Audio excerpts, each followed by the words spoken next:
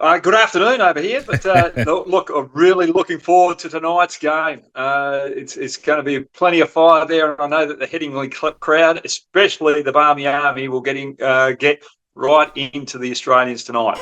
See, yeah, I said earlier, Brad, look, the Aussies, they know what's coming, don't they? They're 2-0 up, so they're not going to panic, are they? They're going to, it'd be interesting. I don't know how important Headingley is to win the toss, but they've lost both toss so far, and they're 2-0 up, so I don't see the big problem for them. They know what's coming. We definitely know what's coming, and look, at the end of the day, the MCC, you English make the rules, and it's up to the convicts from over here in Australia to find the loopholes, and we generally do most of the time without getting caught. So we've improved our processes over the years. But if you look at it now on English soil, it's 53 tests apiece between both teams. So tonight, Australia might finally get ahead of England on English soil and have the series, or through this test match, get the series 3-0 up. And I just think with everything that happened in the last game and the hype that's leading into Headingley, I just think Australia are slightly favourites today. And England having to make the changes with Pope. Well, I'm just thinking as well, there's so much pressure on Ben Stokes now again, and you imagine the Aussies, the quicks are thinking, I will get them and shut them up. So there's a lot of pressure on Ben as well, not just Australia. Yeah, there's a lot of pressure on Ben Stokes, and there's a lot of pressure on England as well. They're chopping and changing their bowling lineup more than Australia are. We've got a forced injury in Nathan Lyon, which is good, and I think they're not going to play Hazelwood tonight, which is a big call because he got 9 wickets last time that they played here.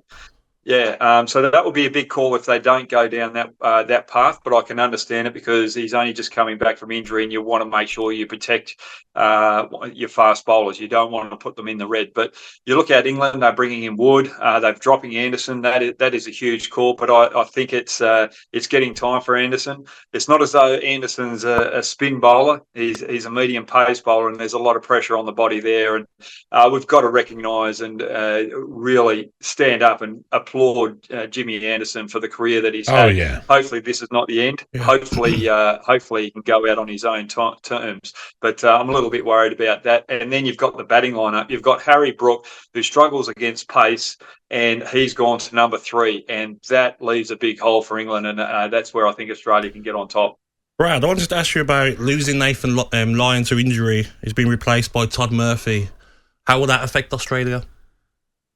I don't think it will affect Australia that much. I think Todd Murphy will come in and do exactly what Nathan Lyon has done. If you look at Nathan Lyon, Todd Murphy in the test matches that he actually has played, he's adjusted to those different conditions over in India from Australia, and he would have been working hard in the nets to get used to the juke ball. He would have studied English conditions diligently, and I am very confident that he'll go out and do a job. And I think he'll be a better bowler than Ali in this particular test match. So I think he'll win that spin contest between himself and Ali here today. Brad, what about the Aussie press yesterday? I know it's you're the afternoon now, so you'd have seen some of the morning papers.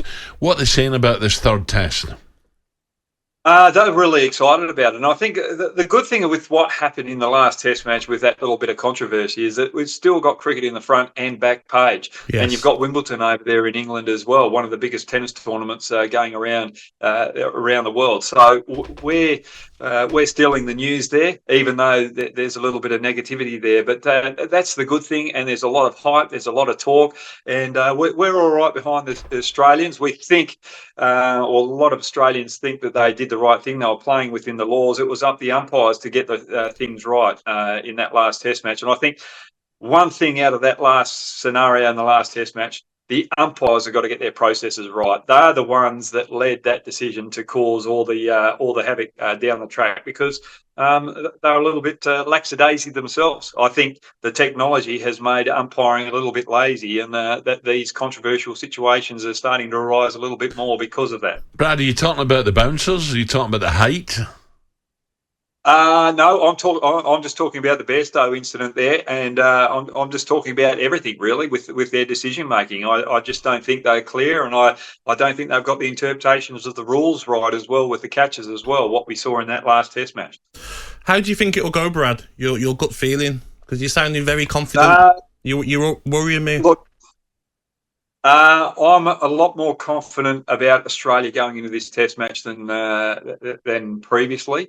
I think the Bazball and the way that England were playing in the first half of this series, I thought it was positive. But in that last Test match, you had Broad having a go at Stokes when they went up for a review of an LBW because McCallum pointed to Broad while he's halfway through an over. That was out. You should have gone upstairs. You don't want that creeping into your team. So those little things worry me when they start creeping into a lineup when things aren't going right. So England have only got a short turnaround, and hopefully they turn around and put pressure on Australia because we want to go into that last Test match where it's 2-2, and we're playing a final for that last Test. Where will you watch it, Brad, finally? Will you be down the local sports club or you watch it at home?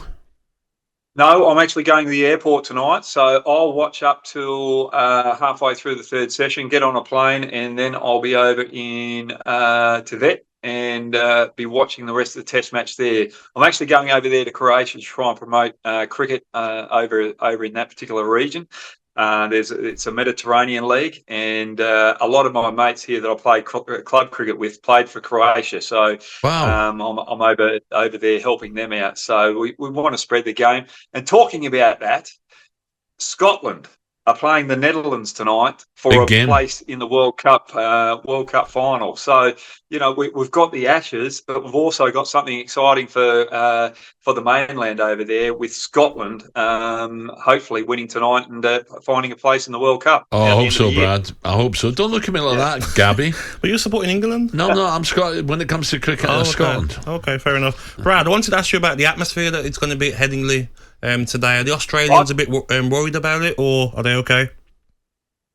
Look, they'll be loving it. They'll be really hoping that the crowd get stuck into them, and I think that's what sport's all about. When you're travelling, you know that you're going to cop it from the opposition fans, and I think the Barmy Army do such a wonderful job with the excitement of the game. I think if you're watching it here in Australia with the TV, you can feel the atmosphere from the Barmy Army. The songs that they come out with, sometimes they're on the border, but gee, they're funny, and I've always enjoyed that. And it's up to the players to recognise that we're there for the entertainment, and the only reason why that we're getting stick from opposition fans is because that we're doing well, and they want their team to do well, but they're also showing a sign of respect for you. And I think that's one thing that we've got to remember in our English and Australian cultures is that we like to play hard, but we like to have a lot of fun as well, and we like to have a little bit of cheek with one another. And I think that's one thing that this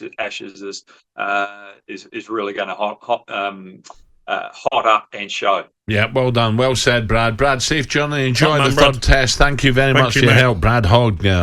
talkSPORT Breakfast with Alan Brazil. Thursday and Friday morning, 6 till 10. On AM, on DAB, via the talkSPORT app and on your smart speaker. talkSPORT.